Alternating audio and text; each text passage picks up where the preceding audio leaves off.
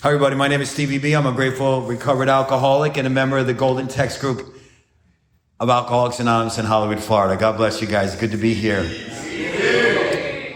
How did I do it? God, that's for sure. Definitely wasn't me.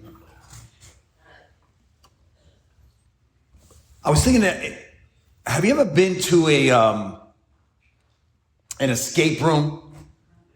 Last year was my first time it's okay, I'm going to explain to you how it works, okay? That's fine.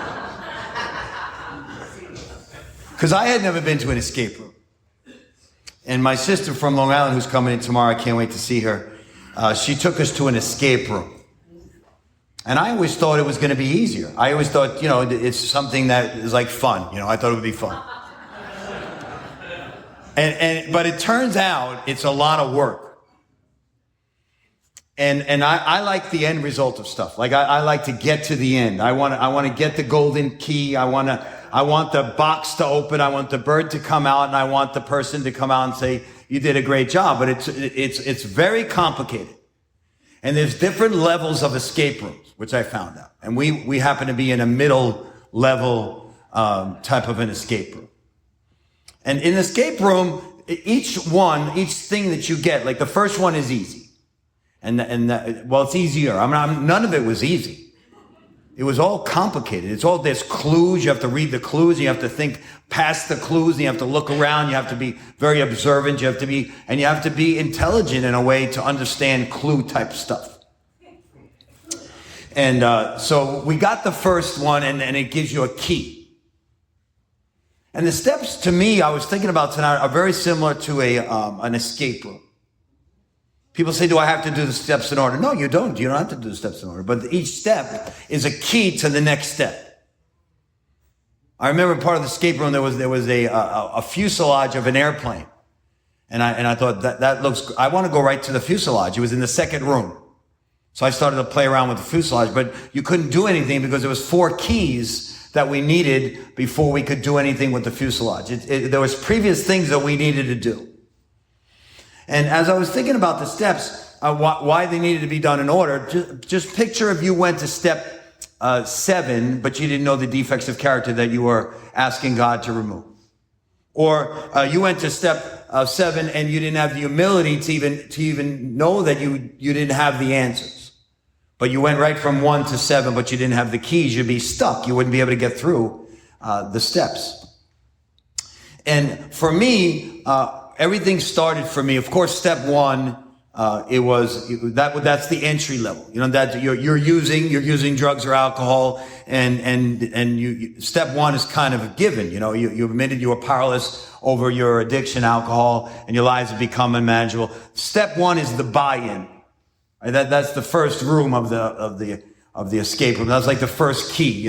It's not going to really make a lot of sense if you're here and you don't have a reason to be here. If you're here tonight and just came to hear a talk, come on in. We have plenty of seats. Come on in. Welcome. But you don't have a step 1 problem. The rest of the talk is going to make sense, but maybe you're not going to really relate because you're not powerless. Okay. You don't have a powerless thing. George. So the step 1 is the buy-in, right? That's the buy-in.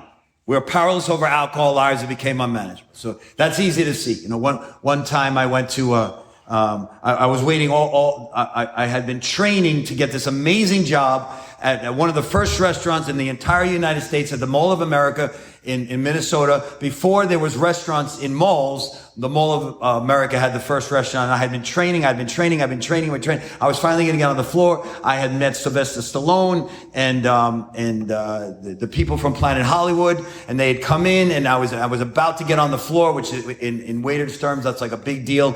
And I stopped over Muhammad's house. Muhammad had an apartment, and we were going to do a little bump, and then we're going to have extra energy for the floor. We're going to have an extra energy. So Muhammad's like, why don't you stop over? We'll do a little bump, and we'll have the extra oomph in our step that we would need to do the waiting the tables. And that was Friday. And on Monday, when I was in the same position from Friday, in the kneeling position, I never moved, and my legs had, fused together at the knees. And I was calling them to tell them my mom had passed away. It was a horrible situation. But she said, you used that excuse like a couple months earlier. That was my stepmom. And so I lost that job. And so that's the definition of being powerless. I went to take a bump on Friday. On Monday, I couldn't get out of my kneeling position. That's powerless. The unmanageability is I lost my job. That's easy to see. That's your buy-in.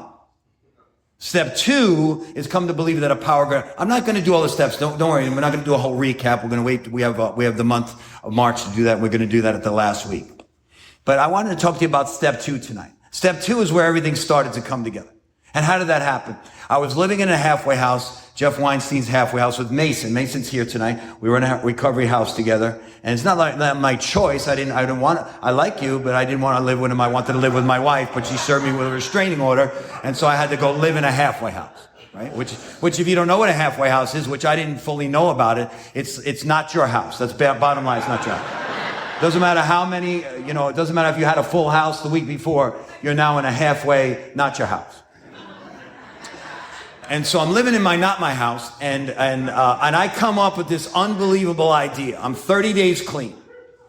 And if you're 30 days clean, and you're here tonight, you understand what I'm saying. Oh, if you could remember, go back and remember. I'm 30 days clean, and I come up with this unbelievable plan. But I don't have any money. My plan is I'm going to get whacked one more time. I mean, it wasn't that bad out there that I just gave up 7 years of sobriety. I was living in a halfway house. I was served with a restraining order. I had just went to the Fort Lauderdale hospital 4 times. I had just been on the psych ward. I had just thought about committing suicide. But 30 days later, I'm thinking maybe I overreacted. And so I come up with this foolproof plan that I'm going to get whacked one more time, but I'm not going to go on a run. I'm just going to go on an afternoon siesta from sobriety. And I come up with this plan where I'm going to call my wife, who's now a member of Al-Anon, right? So I don't really know the full impact that Al-Anon is going to have on our marriage, but I know she belongs to a secret society of people, and they're giving her some inside information. And I come up with this plan that I'm going to call her. I'm going to get $199, and I'm going to go to the Sprint store, which is right around the corner from my house, and I'm going to buy the cheapest cell phone in there, and then I'm going to have $175 still to get high with and to drink, and then stop drinking and stop getting high in the same afternoon. I'm going to go home. I'm going to brush my teeth. By the time Mason comes home, I'll be like, hey, how was everybody's day? And no one's going to know any different. Like I had developed some type of junkie superpower in 30 days. But this is what happened. And I hope this happens to you. I had gotten on my knees that morning. And I had asked God to keep me clean and sober. And even though everything in me wanted to get high, I had a God that was still concerned with my well-being. And I had made a step 2 without knowing it. My sponsor said that you're going to get on your knees and you're going to pray to your God of your understanding, and you're going to ask you're going to ask that God to keep you clean and sober for the day. And at the end of the day, you're going to thank that God for keeping you sober at the end of the day. Because if you came over my house and you took food from my table and you didn't say please, and you got up and you walked out and you didn't say thank you, I would never invite you back again. So why would you be in God's world one day without saying please for the gift of sobriety in the morning and thanking that God at the end of the night? And that made sense to me. And I did that morning. And when my knees got to the 45-degree angle, I decided I would go out. Because that guy that's still in me, I want you to know something. When I say I'm a recovered alcoholic, when I'm not coming to you from some amazing place that I've recovered and the rest of you haven't, you poor people. I'm coming to a place that on Thursday night, March 5th, 2026. I've made a decision to follow the God that can do anything in anyone's life, including mine. And I've recovered from a seemingly hopeless state of mind and body. The same mind and body that day, with 30 days clean, decided he was going to go get high. I have the same mind that I did then, except that I chose today to follow the creator of the universe.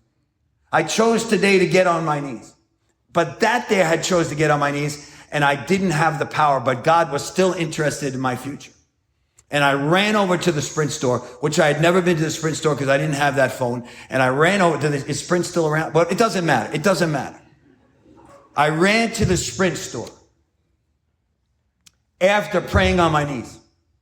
And that's when I had my step 2 experience. Why am I talking about step 2 experience tonight? Because I want you to know the whole thing is a escape room situation. If you don't have a step 2, if you don't come to believe that a power greater than yourself can restore your sanity, that means you're working on willpower. And willpower will eventually wear out. My willpower wore out at 7 years and I picked up again. If you cannot come to a place of understanding that you're powerless over drugs or alcohol, that your life is unmanageable, and you come to believe that a power greater than yourself is the only thing that can restore your sanity, then listen, I'm going to use a curse word. You're screwed.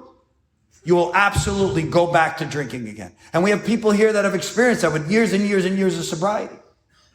And I go to the Sprint store and I say to the guy behind the counter, I say, listen, man, I need to be out of here in 15 minutes and I need to have the cheapest cell phone you have. And you can imagine, my stomach is turning. I know what I'm about to do. I'm about to get freaky with my clothes on. And by the end of the day, it's going to be a situation. And this is what God does for me. God introduces me to that man right there. And he stands up. And he's huge. He's like 6'4". And he says to me, Stevie B. This is 25 years ago. And that man right there says, Stevie B, I saw you yesterday at the Victory AA meeting. Welcome back.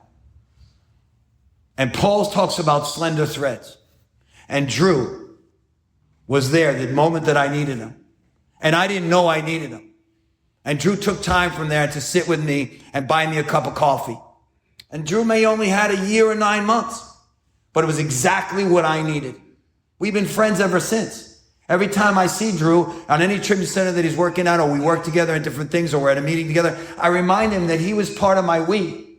The we that pushed me off the ledge, the we that knocked me out of the way when I wanted to kill myself. That God had showed up for me when I couldn't show up for myself. He said to me, hey, Stevie B, welcome back. It was so good to see you. And what I want to share with you tonight is, if you don't start buying in, you can't get to step 12. You can't be recovered. You can't have freedom. You're not going to have a life beyond your wildest dreams. You may get stuff. The stuff will never fill the God-sized hole. You may be rich. It's not going to work. Does it? It doesn't work. That's all fluff. You may have the hottest, the best husband, the best looking wife. None of it's going to work because it's all going to fail you at 2 o'clock in the morning if it's not you in a relationship with God. And that man stood for me. And I asked him to be here tonight. I said, Drew, every time I see you, it reminds me, Mom, Drew is right here. Mom, Drew is right there. It's a blessing. Why don't we just give the Lord a round of applause for bringing Drew into my life?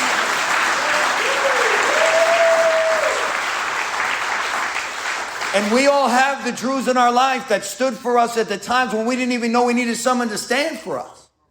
Every one of us have a person in our life or a team of people that they stood for us. And sometimes we don't acknowledge them. Sometimes we say stuff like this. I'm a self-made person. No, you didn't do anything on your own. You couldn't stay sober a day on your own. If God didn't remove from you the entire feeling that you wanted to get drunk, you'd be drunk. I would be drunk. I was a one-eyed crack addict rolled up in a carpet. I'm here speaking to you, and you come here each week like I have something to tell you. I'm a mental patient. And you all get here early to see if I'm going to give you some gleaming thing from heaven.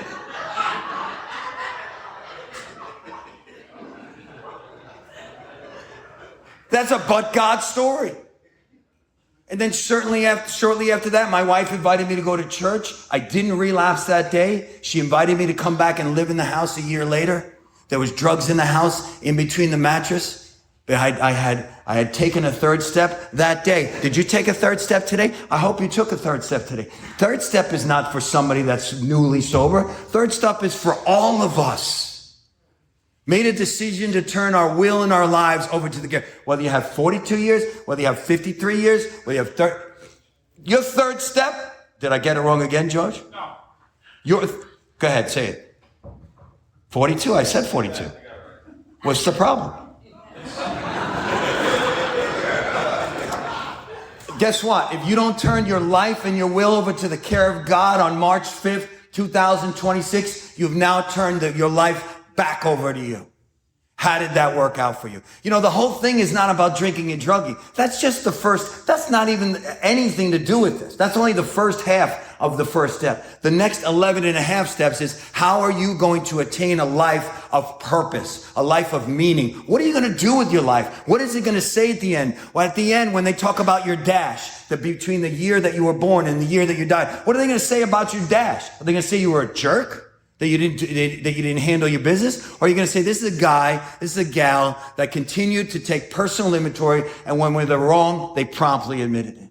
This is a person that practices these principles, not perfectly, we all blow it. But why are we shooting for mediocrity when we should be shooting for perfection? Then when we fall short of perfection, we ask for forgiveness. This whole thing is intertwined. And now this is going to bring us to my favorite 4 pages in the big book of Alcoholics. I mean, I have a lot of pages that I love. I love the golden text. The Lord has been so wonderful to me, curing me of this terrible disease that I just want to tell everyone about it. That's in the big book. You know, the next time someone says they have a doorknob as their higher power, say, you know what? I have the Lord. You can't say that. Oh, it says it right in the big book. I have the Lord. The Lord has been so wonderful to me, curing me of this terrible disease. That's right. Let me tell you something. The doorknob could not have worked for me. I was a horrible alcoholic, a horrible drug addict. I abused my mother. I abused my wife. I picked up my grandfather by his neck and I said I was sober. I was a horrible person. I was a bum. You think, who said yeah like that? Your mother. It was Mom. Melanie, you don't even know me back then, okay? So just to keep yourself calm, Melanie. Melanie's like, that's right, he was. You know what, Melanie? You're right. You're 100% right. Page 85, page 84, 85, 86, 87. Those should be the pages we go to every day. If they're not, that means we're going to our own pages. We're so important. I heard a speaker say last night that we bow to an idol every single day, most of the day long. You know what that idol was? The phone. The phone is an idol that we bow to every day. You know, if we're not bowing to that, we need to be bowing to God. And how do we start? On awakening. Let us think about the 24 hours a day. Where is that? Let's find out about that. That's got to be on page 84. Let's go to 84. If we are painstaking about this phase of a development, which is step 9, right? Then we're going to go with the promises are going to come true in our lives. And then it says, now don't chant back at me. Okay. I have enough chanting going on in my own life. Okay. Just don't chant. Listen to this. Are these don't chant. I mean, we're going to know a new freedom and a new happiness. We're not going to regret the past. All these promises from the 9th step are going to come true. And then it says, are these extravagant promises? And then we can all say, we think not. But we should really think about what we're saying. They're being fulfilled among us, sometimes quickly, sometimes slowly. But listen, they will always materialize if we work for them. And then sometimes the meetings in Long Island say work, work, work. Right? They say work, work, work because they don't like to pray. This thought brings us to step 10. Which suggests we continue to take personal inventory and continue to set right any new wrongs as we go along. We should be working a step 10 every day. This stuff we're doing all the time. If your mouth is moving, it's probably getting in the way some of the times. Continue to take personal inventory, and when we're wrong, promptly admit it. This is not an overnight matter. It should continue for a lifetime. Continue to watch for selfishness. Thank you, Maddie. Dishonesty, resentment, and fear. When these crop up, we ask God at once to remove them. We discuss them with someone immediately, and we make amends quickly if we have harmed anyone. Then we resolutely turn our thoughts to someone we can help. Love and tolerance of others is our code. What is this saying? This is saying we admit our wrongs, we admit our faults, we ask for forgiveness, and then we go home and watch TV. No, we get busy. Go find someone to help. Otherwise, you're going to be helping yourself into another step 10 situation. Our job is to be a maximum service to other people. And you know when we get in trouble? When we're in maximum service to ourselves. Oh, my little plans and designs. How do I look today? What can I do for myself today? What will I eat today? How can I have another cup of coffee today? When am I going to make more money today? Who's looking at me? And then all of a sudden, we're not at a maximum service to God and to our fellows. And we have ceased fighting anything or anyone, even alcohol. You know what I don't get involved in? I don't get involved in political discussions. I leave that to the smarter people in this room. I don't get involved in that because I'm not the... You know what? Nobody asked me anything this week about bombing anyone. No one called me. No one asked my permission.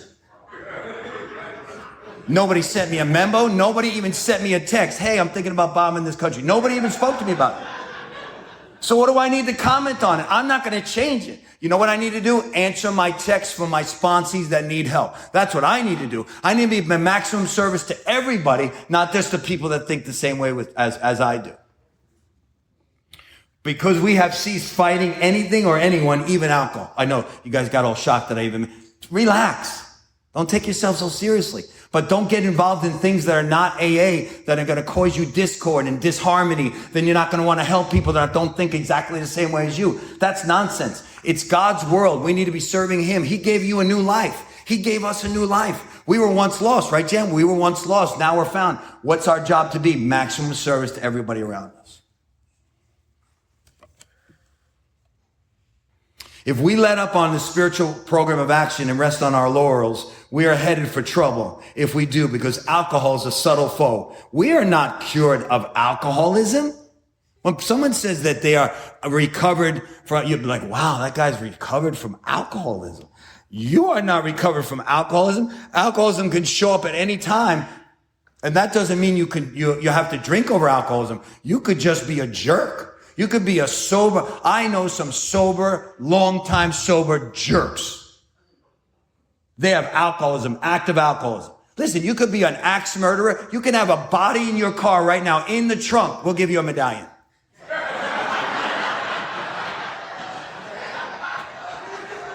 People come up here, that guy's the best, full of integrity. You know you got a dead body in the trunk.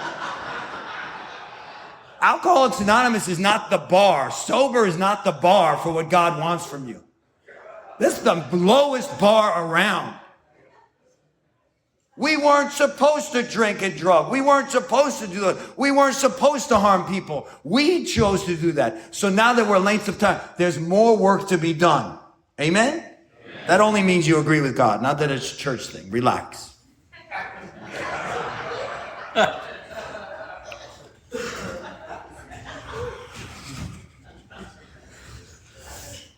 On awakening.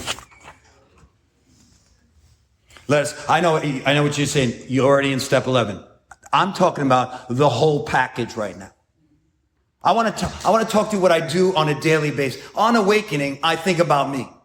The vitamins I'm going to take, the nutrients I'm going to take, the amount of coffee I'm going to take, how much exercise I'm going to take. I think about do I have enough money to get through the day? Is my pants tight enough? Does my shirt look good? I'm all about me. And that's in the first 60 seconds of me being awake.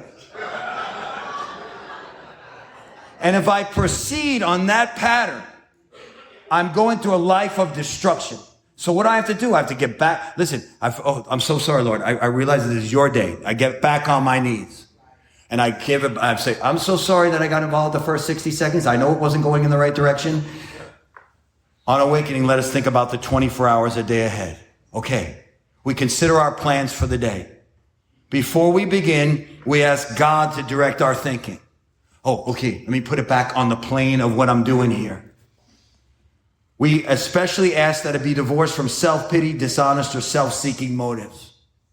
Under these conditions, we can employ our mental faculties with assurance, for after all, God gave us brains to use. Our thought life will be placed on a much higher plane when our thinking is cleared of wrong motives. Then, what Adam and I went through it today, then you should do the set-aside prayer. Do you know the set-aside prayer? This is like some unspoken philosophical Taoism in the middle of Alcoholics Anonymous. Dear Lord, please help me set aside everything I think I know about everything. I know there's a specific prayer, but I'm just saying. Like, I think I know everything. I think I know everything. I don't even know how to do trigonometry, and I want to run the world. Please, Lord, help me to set aside all the things I think I know about Alcoholics Anonymous, about you, about the Bible, about other people. Please give me the strength to stay out of your way and help me to go out and do your bidding. I put the set aside prayer and the 7-step prayer all together. I'm not saying you have to do that. What's your prayer? What's your readings? What are you reading in the morning? This is a time for us to get ready, because guess what? We're about to get into the day. And you know what's going to happen during the day? We're going to make mistakes. We're going to say stupid stuff. We need to be correctable. You know a way that you can see how spiritually mature you are? Which I'm going to share with you. You'll see how far you've gone on this spiritual journey. Do you guys know this is a spiritual journey? Do you know it's not about drinking? This is a spiritual journey. You know one of the ways you can do a spiritual MRI on yourself? How good are you at being corrected? I was corrected twice today in a real way. I'm not going to say what it is, but I was corrected. I was corrected. My partner John came up with one of these things today, and he was like, I just think, you should watch this sermon on how not to be. That's basically what he said to me. Basically what he said is, you really should take a look at this. And I wanted to say something. I realized he loved me enough to tell me the truth. Like my partner in business loved me enough to tell me the truth. And then I took that biblically and I went back to that God corrects those he loves. And then another person came in that I didn't even expect and said the same thing that my partner just said, but in another way, trying to be respectful, and told me the same defect of character that I need to be taking a look at. And the first thing that was in my mind was, thank you. You know why I share that with you? Because that showed how far along I had come to be able to receive correction in the moment. It didn't take me 3 days. I was like, you know what? I received that correction, God. Thank you so much that I get to take a look at this. Well, where have I been selfish? Where have I been where have I been angry? Where am I causing disservices in other people? If I'm not taking a look at that stuff, what's happening is I'm growing bigger in me. On awakening, let us think about 24 hours a day ahead. What? I'm shooting for perfection. I don't want anyone to tell me I have defects of character. I really don't want to make amends. I really don't want to promptly. Promptly for me is when I forget about it. I'm going to 2 weeks later, I hope you forget about it because I don't even want to tell you about it. That's not promptly. The Bible says if you're in a relationship with someone, don't even let anger go down on that night. I bring up my partner a lot because he's here and his beautiful wife is here. We've had a lot of disagreements over the years because we work in a little tiny office together, and we're kind of like, we're both alcoholics. We both have the same amount of time of sobriety. We're both like, European type mentalities. I'm Italian, he's Greek, and we both, fight like bulls. Sometimes chairs are flying, all different things. We have never had, not one day in the whole history of our partnership, which is 14 years, we have never let one day go without making amends to each other in the day. We had never went to the second day. I don't know if he believes that or not, but that's the truth. We have never had a thing go to the second day. You know why? We're not guaranteed tomorrow. The 10th step doesn't say tomorrow. It has nothing to do with tomorrow. It says continue to take personal inventory when wrong promptly means today. You can't let the sun go down because that's where anger and the resentment can fester and grow, and the cancer of the disease of alcoholism can grow inside you. And then the next day you're like, you know what? I don't even want to make amends to that person. That person isn't just Then all of a sudden you start believing your own alcoholism. Your own alcoholism that tells you were right. You know what? I'm not going to make amends. I was right. Next thing you know, you've made up a whole story on how you were right. And all of a sudden you're sitting at a bar somewhere and going, bartender, give me another drink. And you don't even realize it happened 5 years ago when you stopped being promptly in your amends making. God, show me what I can do better. Show me the people I've harmed. Let me get down on my knees at the end of the night and say, where was I selfish? Where was I dishonest? Where was I self-seeking? And God, help me not to bring this into tomorrow. I don't want to bring this into tomorrow.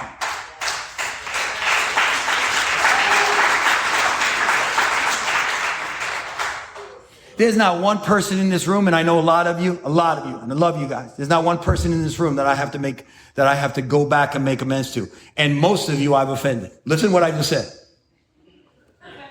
My mouth, which goes faster than my brain on many, many different occasions, I've said stupid things to many of you, but I've handled it promptly in the same day. I've said, please forgive me for that. I didn't even mean to say that. I don't even know where it came from. I told you the story about when I was in the sauna a couple weeks ago, and I was sitting there with Adam. Everything was fine, and I started to. There was a situation that happened. I didn't even want to be part of it. The guy was sharing about the Super Bowl thing with the Bad Bunny. Is that the guy's name? Bad Bunny? Bad Bunny? That's the guy's name, right? And he was sharing about Bad Bunny, who I had never even met before, any bunnies, and he had shared about it, and all of a sudden, before I knew it, I had made a comment to this guy about his ridiculousness of what he said.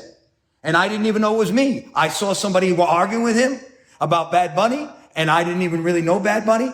And all of a sudden, my tongue decided to have an argument with this guy that was making opinion. And I looked over and I said, who would be arguing with that guy in the sauna? And my tongue looked and said, it's you. You're arguing with him. And I said, well, that's ridiculous. You don't even know the guy. You didn't even know what they were saying in Spanish. Who knows what was going on? And I did it in front of one of my sponsees after I had already prayed for like 10 people in the sauna. And you know what I did? Well, some of you guys heard, some of you didn't. I went out. I don't think that Lloyd heard it, but I went out and I waited for the guy. And I said, I'm sorry. What a jerk I was. I apologize for what I said to you. And please forgive me. He said, no big deal. I shouldn't have said the thing. I said, no, hold on a second. I was wrong. And I'm asking you for forgiveness. And I made a point to make sure that he understood I was wrong. It's not about me fluffing it off and moving on. It's about me getting spiritually closer to God. It's about me putting in the next key inside that room so that I can get to the next place. Because if humility is something that I only worked on in my first 5 years or my first 10 years, and now because I'm not where George is, I'm not where Dan is. But if I get to a place, I mean, these are two of like some of the most humble men ever you could meet, and they have decades and decades and decades of sobriety. I never want to get to a place where I think that I know better, that the set-aside prayer is not for me, it's for Sheldon. Or the set-aside prayer is not for me, it's for the newcomer. Or I'm not going to pick up stuff in a meeting because that's not for me. And in order to do that, I have to continue to take personal inventory in the moment. Take a look at me, not you. It doesn't matter what I felt about what the guy said. I was wrong because of the way that I said it to him, and I needed to clear it in the moment. And wasn't that a good example to when you saw me over there? And I didn't grovel. I didn't get on my knees, but I stood as a member of Alcoholics Anonymous. And I said, please forgive me. This is what I want to tell you. It's a lot of people skipping the keys. They don't know why they're getting to the end of the escape room, and they're not getting the prize coming out with the bird flying and the person coming out and going, wow, you did a great job. They're standing there because they didn't put the next key and the next key and the next key and the next key. And it looks like they finished. They're picking up medallions with dead bodies in their car. And they're going, well, I don't understand what the problem is. I'm sober a gazillion years. I haven't thought about taking a drink, but they're not sober-minded. Sober-minded is a whole different type of sobriety. Sober-minded is something changes inside us. Let me go to the big one so you see that I'm not making it up. I told you we cease fighting anything or anyone, even alcohol. By this time, sanity will have returned. How could sanity have returned? Step 2 is how it returns. We start building on step 2, step 3, step 4, step 5. We confess the things we don't want to tell anybody. We confess it. Then we develop a list of things that we're entirely ready to have God remove. Then we humbly go to the Creator. We ask Him to remove it. Then in step 8, we become entirely ready to make a list and make amends to all those people we've harmed. And step 9, we do that. I don't think we talk about that enough sometimes in the meetings. I don't think we actually talk. We talk about doing the steps. You know, we talk about doing them, but I don't think we actually break them down so they're not so mystic and magical and like doing the steps. I just did the steps with you just now, like in 2 seconds. The only step that I didn't do with you is step 5. But you can do the steps in a weekend if you wanted to clear out all the wreckage of your past. Then we get to this thing where we'll make amends. That's going to take a little time because we're get in touch with people. But that brings us to step 10. We'll be seldomly thinking about liquor anymore. If tempted, we recoil from it like a hot flame. One night at the church, it wasn't my drug of choice. Melanie, but somebody handed me heroin in my hand. They're like, we found this in the church. And this first time I had it in my hands. I say you because you lived in that area. I don't know if you dropped it. And I had this little baggie. And not even nothing. Recoiled from it like a hot flame. Couldn't wait to get it in the garbage. And I've been handed, because of the business that I'm in, I've been handed drugs. We've been handed hundreds of times. My drug of choice. All different things. Alcohol. I had to pour out, we all had to do this, right? Right, Andy? We all have to pour out alcohol. When we go and do a 12-step call, we're all pouring alcohol out. And the smell it has no power over us anymore. We have been transformed. We have been reborn, as it says in step 3. We're actually new people. I have friends that in their family members are still drinking. It doesn't have any effect on them. Or on our part, God does the work. It just comes. This is the miracle of it. We're not fighting it. Neither are we avoiding temptation. I don't put myself into situations where I have to be in temptation for lengths of time. But I'm not avoiding it. I'll go to places like my mom. My mom is so generous. She's taking us away next week. We'll be in Cozumel and there'll be people drinking all around. But I'll be there for 2 or 3 hours with my mom, but I'm not staying for an extended stay to stay there in Cozumel for day 4 without my mom, without my family, because I know on day 4, I'm naked in Cancun. You know what I'm saying? That's what happened. I'm not saying that's everybody's experience. I'm not saying that everybody would do that. We have not even sworn it off. Instead, it has been removed. You know that you can go into any 12-step call in the world if your motives are right, and you will be going in there like Teflon because you'll have the power of God, and your drug of choice that trapped you every single time. Alcohol would trap you. All these things would trap you. You can go to any place. We've done it. Mason and I went where there was drugs all over the place. We went in, pulled people out. Do you know that you can go anywhere with God? That there's nothing too impossible for you and God? Instead, the problem has been removed. It does not even exist for us. Listen, we're neither cocky nor afraid. And that is our experience. This is how we react, so as long as we keep in fit spiritual condition. Maybe when I'm talking, fit spiritual condition, not about length of time of sobriety. There's people that are so dry that if you light them, like if you bring wood next to them, that stuff will ignite by their dryness. I don't know if I said that right, but they're dry. They're in so dryity. I think Sherry made that up, and she may be watching from Japan, so I don't want to take credit for that because she'll come back furious. So as long as this is how we react, so as long as we keep in fit spiritual condition. You know the stuff that I don't do? I don't push the envelope. I don't try to see if alcoholism is still in me. I don't take things that have alcohol in them. I don't play around with things like cough medicine that has. I don't hang around with people that are on the fringes. I don't spend time in areas. Listen, it has been removed, but I'm not playing around. I'm not Superman. I'm still 27 shades away from the person I was. And every time I make a bad decision, I could get closer to the person I used to be. So listen, for today, as long as I stay in fit spiritual condition, continue to take personal inventory, go back, make amends in the moment, I'm strong. I'm strong in God. But the moment that I'm not fit spiritual condition, I let things slide. I don't make amends with my partner. I don't make amends with my mom. I told you, sometimes my mom's sick. I don't mean now. She's the sweetest, most amazing person in the entire planet. Sweet. But she wasn't always like that. And she installed a lot of the buttons that I have. And I told you, she says stuff and she doesn't mean it. Like she says, like, are you going to wear that? You're going to like that? Stuff like that. Oh, I remember when that used to fit. She says stuff like that.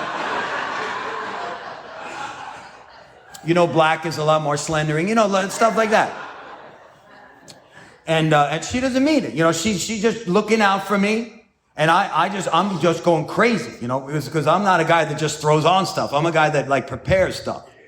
You know, and if I have an outfit, that outfit is done. You know, I mean, that's the outfit I'm going out in. And then she comes in, she just throws, you know, I didn't think you'd be wearing that, you know, something like that.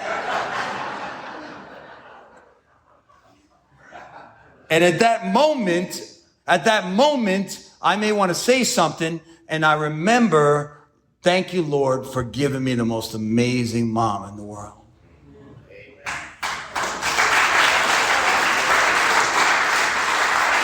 And my dad may get, God rest his soul. He died with 28 years of sobriety. He's in heaven with that. But it's easy to let up on the spiritual program of action. It's easy to do that because we'll rest on some of our laurels. Don't you see how many years sober? Don't you see the car I'm driving? Don't you see the bank account? Don't you see the sponsees following me? Don't you see all that stuff? And you know what? The next thing you know, you're sitting in jail because you shot at somebody because you would believe in your own press. I know that seemed a little extreme, but I'm saying that could happen to anybody. Or nobody wants to hang out with you. Or nobody's taking your calls. Or people talk about you behind your back. Or people don't talk about you that have integrity. Okay, maybe you don't relapse. But maybe you start living in sobriety because in the moment, don't worry, we're almost done. In the moment, you're not handling your business. You know, in New York City, don't get offended. I'm from New York. Dan, don't anybody get offended. But now they have like a policy of not picking up the garbage. It's like a new thing. And once they do it, I'm not sure why, but once they do it, and they let the garbage go one day, and they let garbage go 2 days, and then, you know, the garbage starts to pile up. And when you're walking around Manhattan, you look around and you go, that seems like they should have handled that maybe like in the first 10 bags and not the 700th bag. You know, you got little mammals running around the bags and it stinks, you know, but, you know, not to be overshadowed by the marijuana. So, but there's a stink. And you think to yourself, why didn't they take that out in the first day? Why did they let it build up for weeks? I'm not just talking about now currently. I'm talking about over the last years. We didn't have, listen, it was bad when I used to live there, but we didn't have garbage piled up for blocks on end. It's somehow they've come up with this new policy that maybe it'll just go up to heaven. Maybe it'll just go away. Maybe if they don't pick it up, it'll just evaporate into the heavens. But it's not happening like that. And that's why the situation, I'm not putting New York down. I love New York. I'm from New York. Great place. Wonderful place. But if you walk through the city, it has a smell because they're not handling their business in the day. That's exactly what happens when you let up on your spiritual condition. When you don't handle your amends in the same day. When you're not going back and promptly saying to someone, please forgive me. Well, you're not handling your business. All of a sudden, the garbage starts to pile up. And then you see one person that you need to make amends to that you didn't. You see another person. And guess what? Here's what I want to share with you. And then this is what happens. You become desensitized to promptly. You can't even recognize promptly. You're thinking promptly is when you come up with it. Someone comes up to you and goes, you know, you were a real jerk to me a couple weeks ago. And you go, I should have said something. That's not promptly. That's garbage piling up. That's a whole situation. That's mammals running around in your head. And it's easy to let up. It's easy to let up on a spiritual program action. You know what? I shouldn't even have mentioned New York. I should have said a big city that has garbage. I apologize.